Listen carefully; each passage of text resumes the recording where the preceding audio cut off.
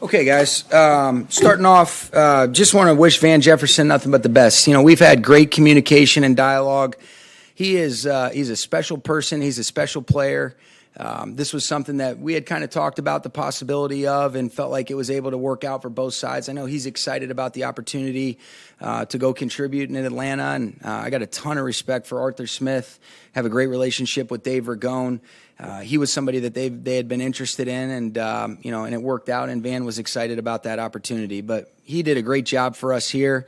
I love Van, and and I was grateful for the conversations and the clarity that we had going into that. I know he's excited about that, and just appreciative of him. And he's, like I said, special person, special player, and it was a really good, a lot of good memories that we had here, and a lot of things that I really appreciate about the person as much as the player. So, that being said, I'll open it up. Injury-wise, the guys that will not participate. Joe Noteboom will not participate with his groin. Larry Murchison got his knee in the game a little bit the other day. Ernest Jones had some knee swelling, so we'll hold him today. Christian Roseboom with the thigh. Kevin Dotson's ankle was a little bit sore, so we'll hold him. And then Ben Skoranek will be limited with some Achilles soreness. With something like this with Van, where we see him every day, and Yeah. He's really loved by teammates and all of that, but it is a chance for him to go and put some tape out there. Sure. Agent. Can you take us in a little bit more into what that conversation is like between a player where this seems to be something that's imminent? Yeah, what I would say is every situation is a little bit different. So I don't think you want to pigeonhole yourself into saying this is, the standard operating procedure. But it was special because of who he is, the way he's handled himself, the unique circumstances that presented themselves that, you had some other guys that have done a really good job. You get Cooper back in the mix, and he's a really capable player. Even when I said to you guys the other day, I didn't anticipate him playing 2 snaps, but I think he felt like those opportunities would be better for him. He's in the last year of his contract. And that was something that we felt like we were kind of able to accommodate both sides. It's also a reflection of the confidence I have in the totality of the receiver group. There's some other guys that, outside of just, Tutu and Puka and getting Cooper back that have done a really nice job. But it's, it's bittersweet, because I'm really happy for Van, and I know he's excited about it, but I love Van, and, and he was a good player for us. Sean, you said it was limited possessions and the return of Cooper impacted him playing so little. Yeah. But less than 24 hours later, he's traded. So well, that was a combination of a lot of things behind the scenes. We talked. We had our conversations. I think there was some honest dialogue about, what was probably it going to look like moving forward. And then we felt like based on, where he felt and what, some of the options that he had outside of, just on our team, that was how it ended up unfolding. Did he or his representatives request a trade? It was, I'm going to keep all that stuff in-house. Well, so how far back? He's going to go to the Falcons now. We've had good conversations. I love Van. And here's what I would say. There's a lot of stuff that goes on behind the scenes. And, at the end of the day, understand and respect the question. But I don't think really it's necessary for me to dive into anything deeper than feel good about the conversations that were had between Van and myself, Les and his representation with Cedric Saunders. And then, ultimately he's going to be in Atlanta now. And I guess in terms of timing, 5 games in, Cooper's just back 1 game. Puka has been a little beat up, sure, from the amount of work he's getting. Why move him now instead of closer to the trade deadline? There was just I think there was partly a consideration for the person too, and you do have to make decisions that are best for the team, but based on some of the things that we felt like were possible down the road and looking out for him and for us, that was just what we felt like was the best decision. And, there was a huge part of it was, trying to be considerate to a really special person. You mentioned the other week, especially this time of year, unless having big conversations and all of that. Over the next 3 weeks-ish, as we kind of get closer to the trade deadline, is this really a period where you guys are assessing whether you are going to potentially bring in some help, or you guys think? No, we don't really have the availability. I don't know that there's you kind of have to have some resources and different things like that for those to be options. So I don't know that those conversations will be as prevalent as maybe in years past.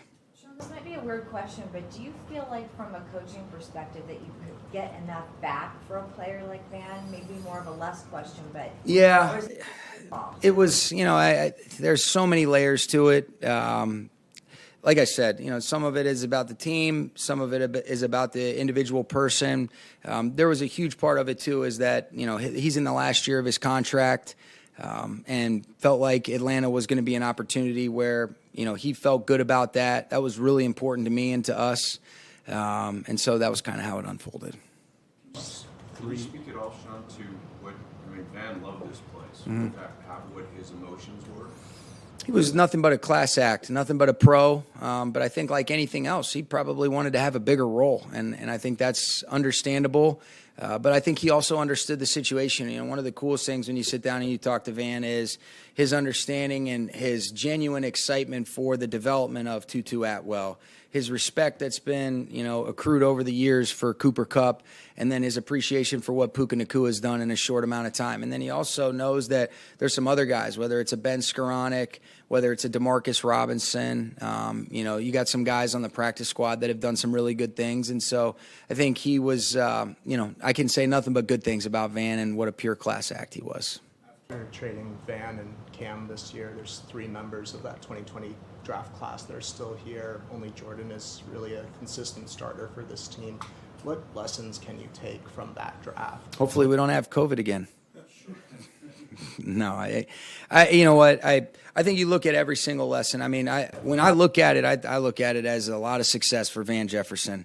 And it just so happened that, with 12 games remaining in the regular season, an opportunity arose for him with another team that there was something enticing about that for him. Felt like it kind of lined up with some of the, the health and the depth of our receiver room, and that was ultimately what led to it. But I don't think you can look at anything except for a really successful tenure as a Ram with Van. He was a huge contributor on a team that won a Super Bowl. He did a great job, in his rookie year of just getting, more and more comfortable, and made a bunch of plays in the divisional round against Green Bay. And when he's been available, he's really fought. I've really appreciated the way he's fought through some different injuries that I know were challenging, but just watching the way that he's worked to give himself a chance to get back out on the field, even watching some of the production that he had last year, coming off of the multiple knee surgeries, and then what he did, throughout camp, and the couple plays that he was able to make this year, nothing but gratitude on my end. In looking at Arizona, how different are they with the coaching change? Oh, very different. They still have some players that you're familiar with, but can't say enough about what a great job Jonathan Gannon and his staff have done. You flip on the tape, you see really sound schemes. You see guys that are playing really well, guys that are getting better over the last 5 weeks.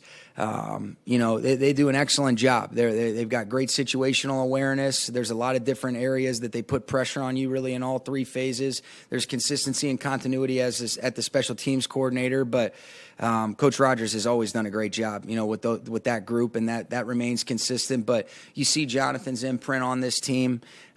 You see Drew's imprint on the offense and the identity that they have. I think Dobbs is playing really well. They're doing an excellent job getting their playmakers involved and presenting a multiple, variety of different things and personnel groupings. And then, Coach Rallis on defense has done a heck of a job. Obviously a guy that's had a lot of success going, in Philly, and, young up and coming coach. But you flip this tape on, it's really impressive.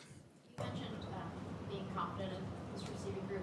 After the game, watching Cooper go through that, do you feel confident that the hamstring's not anything you're going to have to worry about? That's the hope. I think, to Gary's question, you never know. And I'm that you just pray and you hope that our guys are able to stay healthy, and that, you've got some of the depth.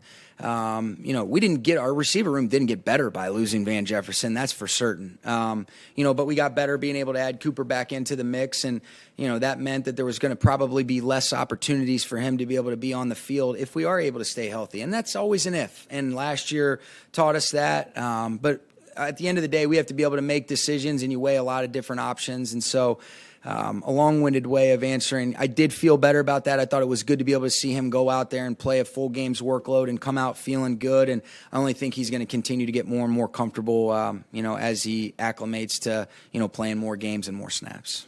Two-part question. Sure. How would you assess specifically the pass blocking from your offensive line so far this year, understanding the caliber of some of the fronts that you've gone up? I think they've been really good, Jordan.